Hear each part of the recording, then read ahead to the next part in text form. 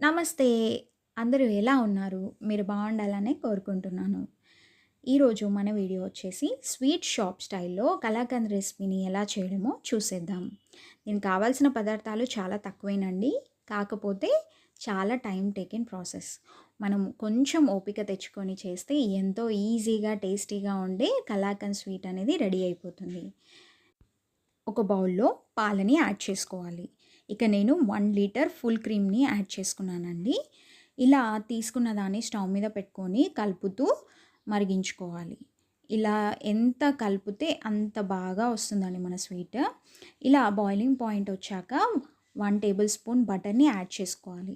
Butter వేయడం వల్ల మన స్వీట్‌కి మంచి టెక్స్చర్ వస్తుందండి.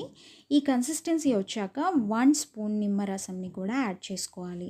ఇది యాడ్ చేయడం వల్ల మన స్వీట్ అనేది థిక్‌గా అవుతుంది. ఇలా అయ్యాక ఒక కప్ షుగర్‌ని వేసుకుంటూ మంచిగా కలుపుకోవాలి.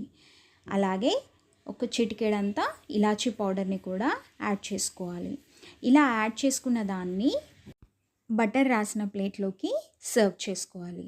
ఇలా చేసుకున్న దాన్ని ఒక మంచి షేప్‌కి కన్వర్ట్ చేయాలి. ఇలా చేసుకున్నాక చిన్న పీసులుగా కట్ చేసుకుంటే ఎంతో ఈజీగా అయిపోయే మన స్వీట్ అనేది రెడీ అయిపోయిందండి. ఇంకెందుకు ఆలస్యం, మీరు కూడా ట్రై చేసి ఎలా వచ్చిందో నాకు కామెంట్ బాక్స్‌లో కామెంట్ చేయండి.